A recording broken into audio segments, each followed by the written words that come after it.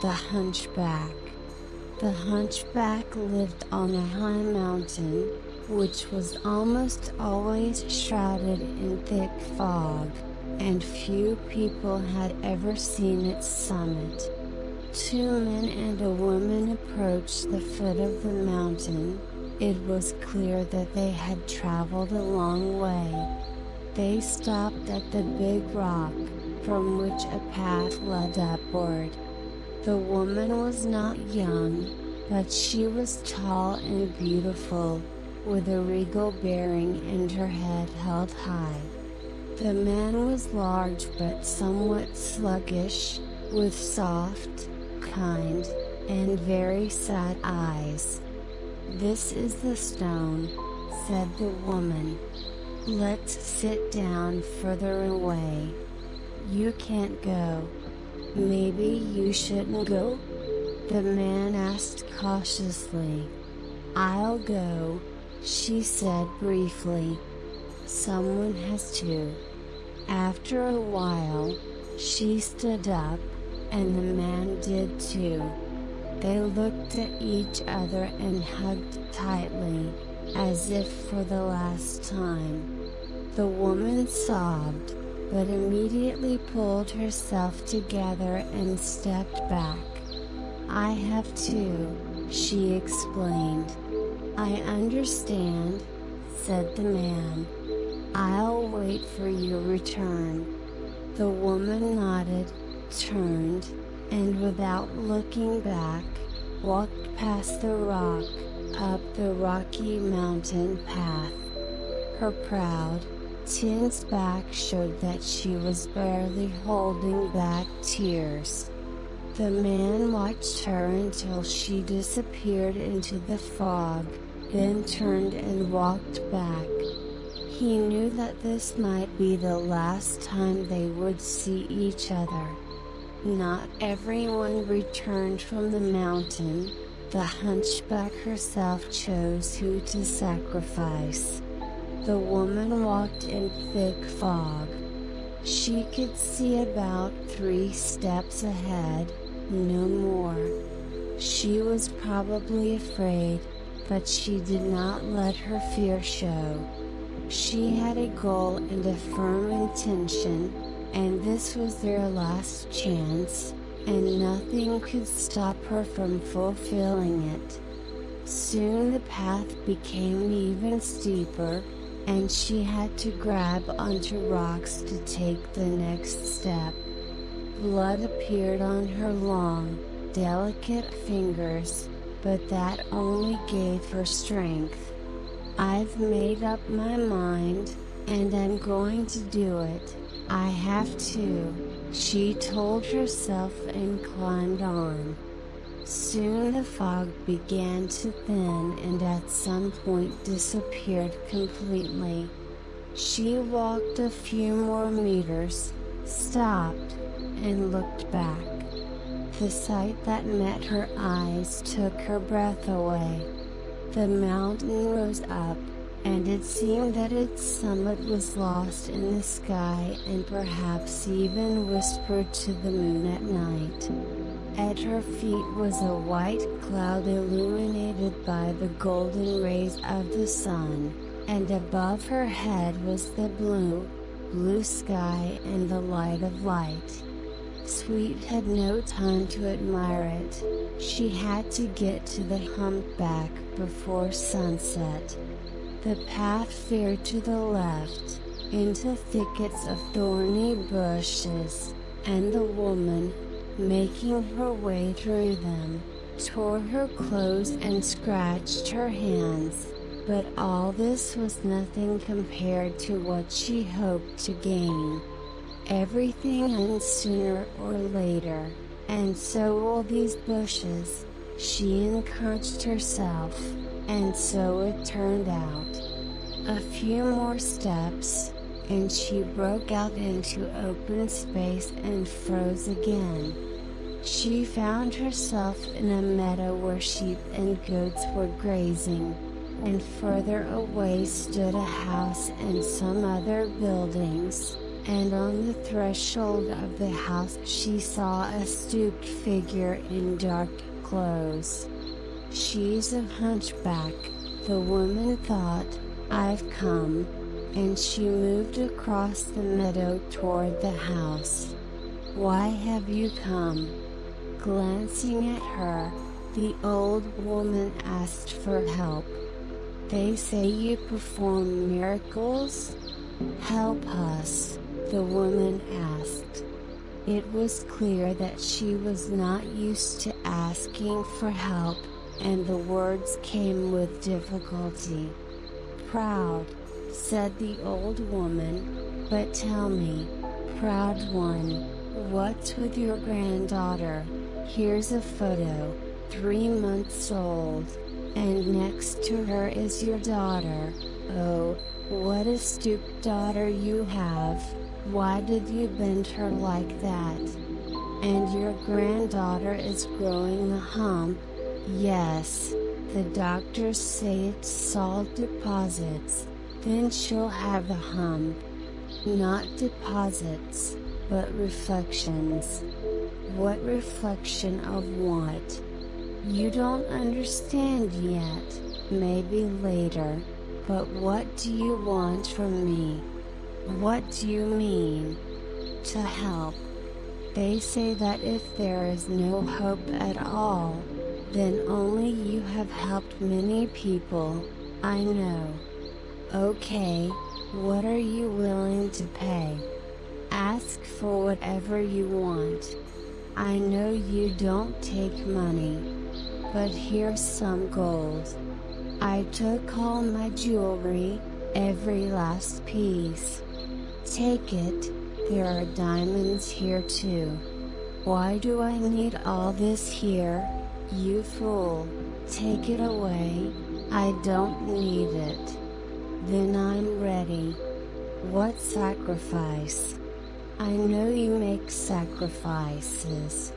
"I'm ready for my granddaughter." "Ah, ready, then.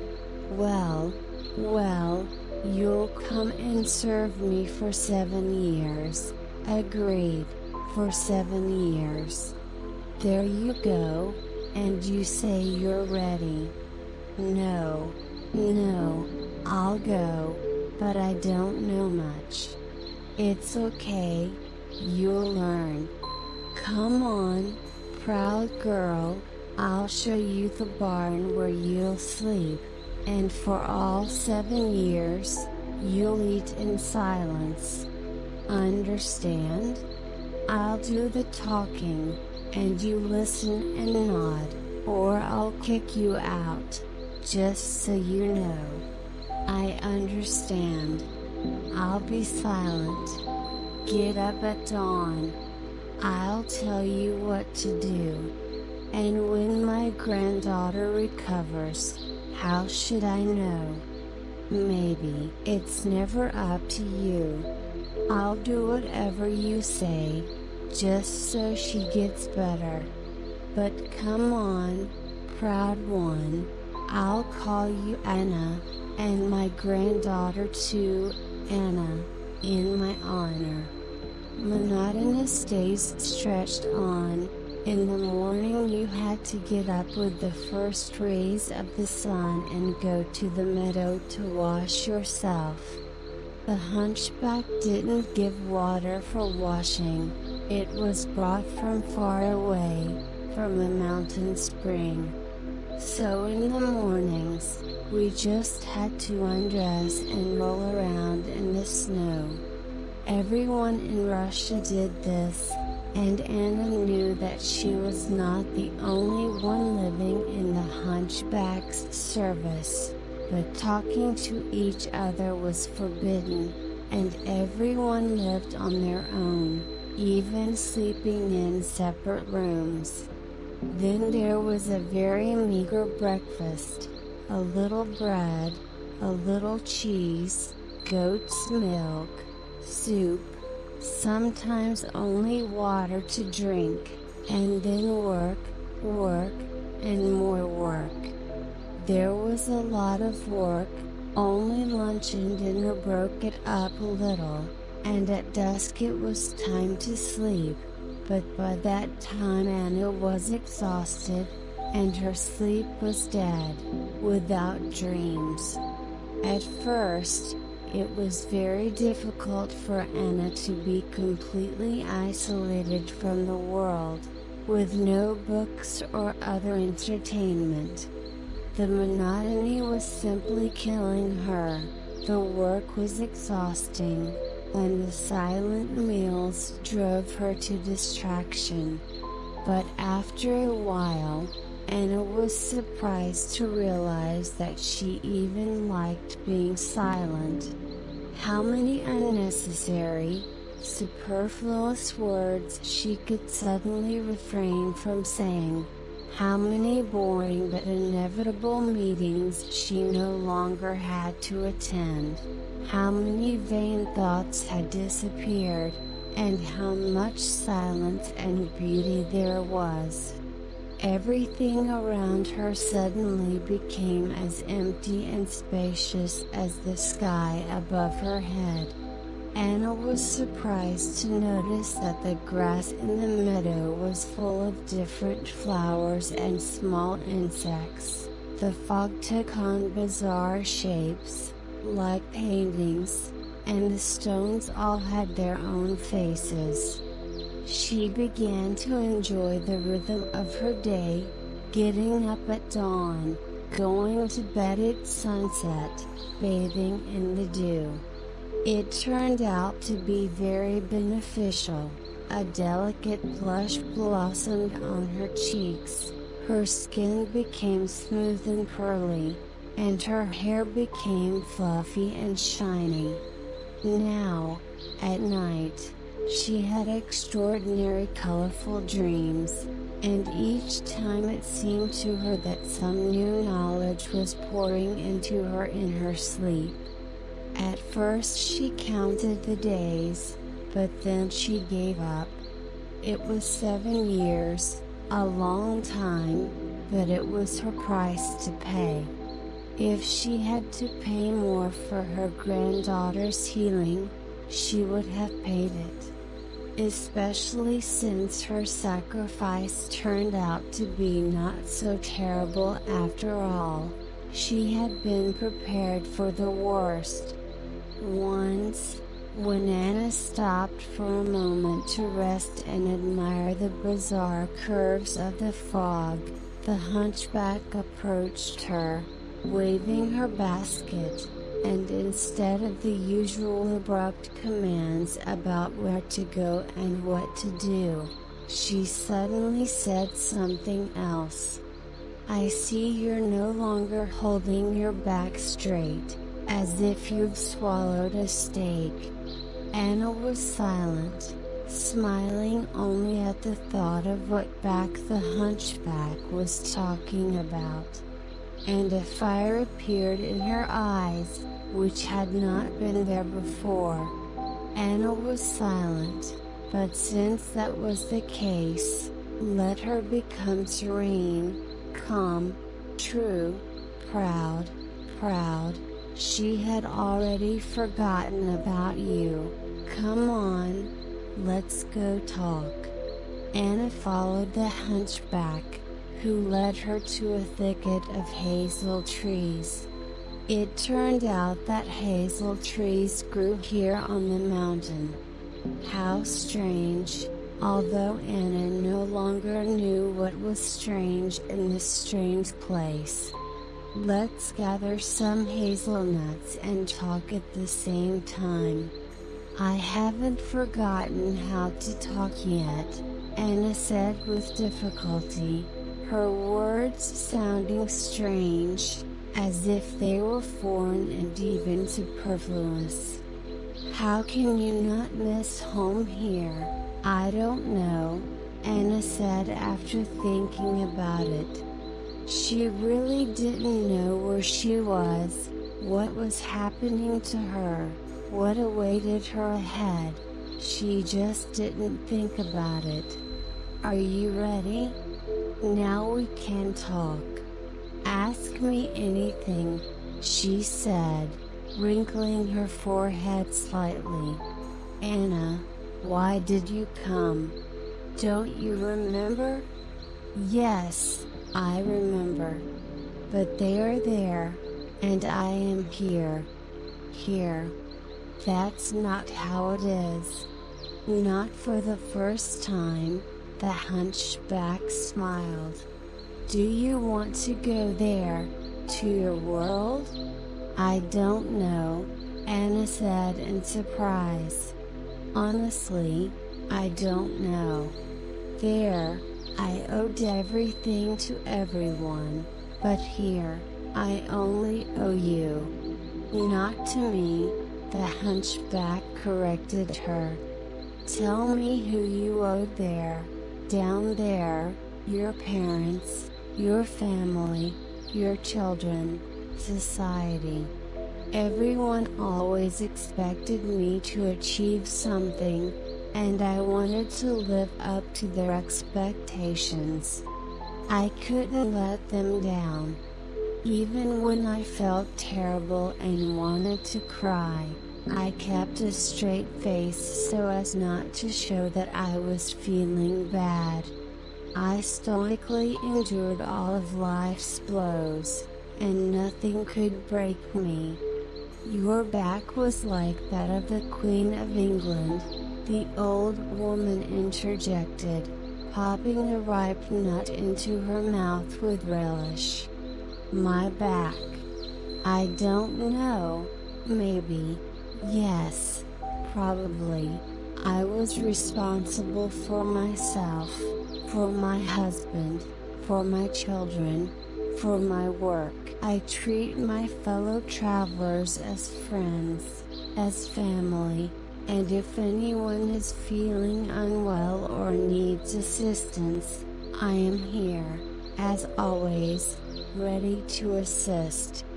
The Queen Mother, in order to remain strong, held her head high and her back straight. And I taught my children the same thing, not to show weakness, to go through life with their heads held high. I was proud to see your daughter, her back straight as a wheel. But you yourself say that you swallowed it. Yeah, I say, that's on the outside. But on the inside, you can't take on the responsibility for the whole world. It's big, and you're small.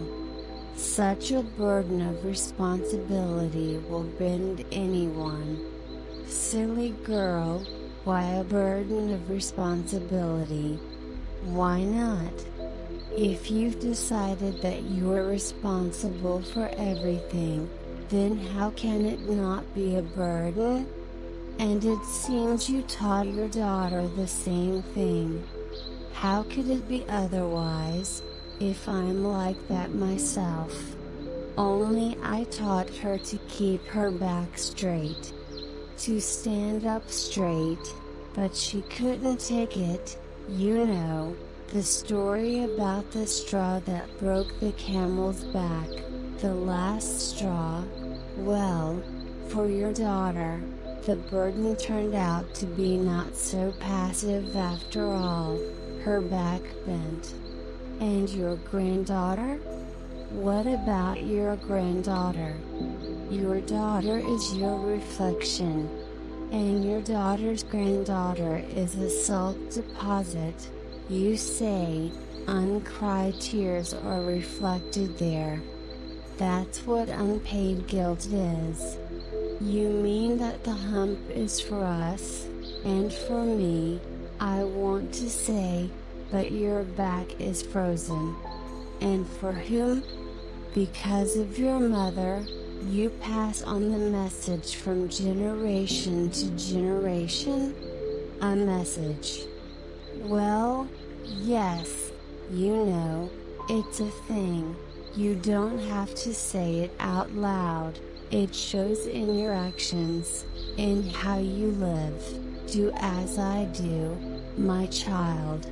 and the child remembers and then lives the same way their mother did, with the same misconceptions. Is responsibility your mistake? You have to be responsible for yourself and your children while they are young, but as soon as they grow up, they have their own responsibilities. And adults have to be responsible for themselves, whether it's their husband, relatives, or friends. But what if you walk by and don't help?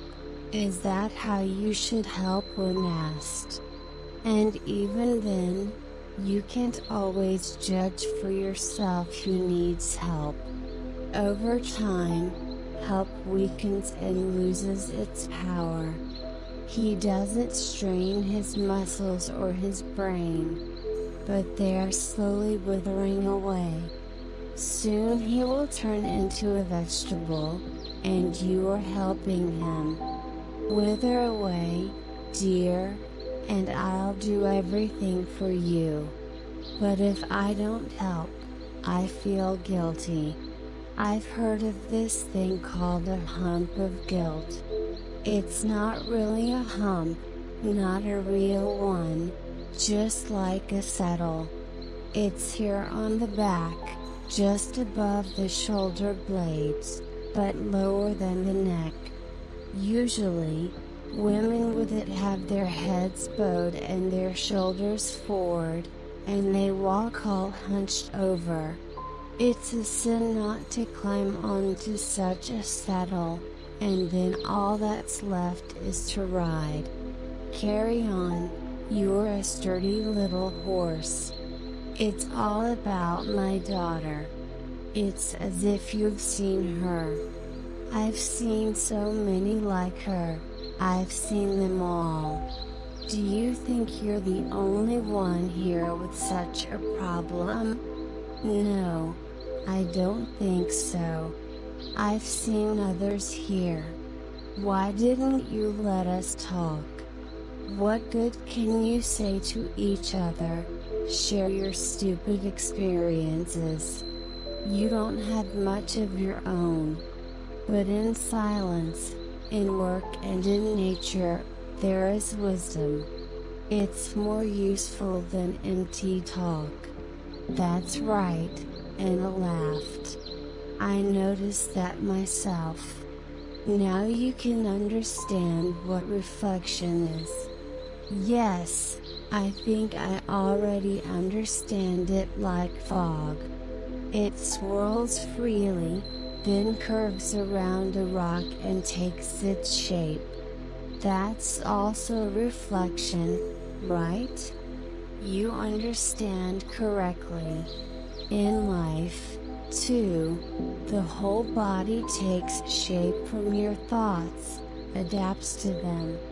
But why the granddaughter? She's just a little girl. What kind of thoughts could she possibly have? What is she responsible for? Think about it, she's not even born yet, and you've already prepared such a burden of responsibility for her that even if she's not born, what about Hunchback? Is he a protection from you responsible people, signaling? Don't bother me, I won't be able to do it anyway. I'm sick. But you, Gorb, it doesn't bother you, Anna exclaimed and stopped herself. Don't worry, I'm not offended. Of course it bothers me. But I've lived with him for many years and I live as I see fit, not as I'm told. Do you think that's why I climb the mountain? But you. If you know all this, why can't you help yourself? I can't because it's too late.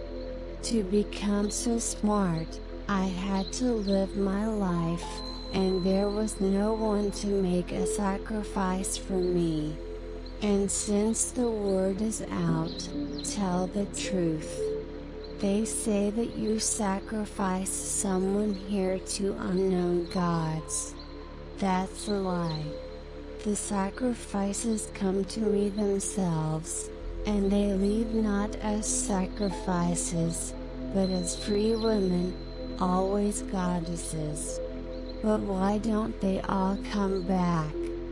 They all want to eat those who stay here, and I don't chase them away.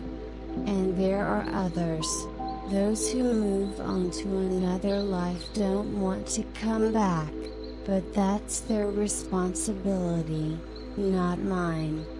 I would go back, but I forbid myself to think about home because I won't see them for a long time, but I will definitely return.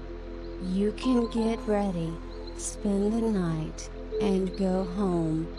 It's time for you to go. How is it time? How is it 7 years? Well, consider that you've worked for 3 years. I see you understand everything anyway. And if so, what are you doing here?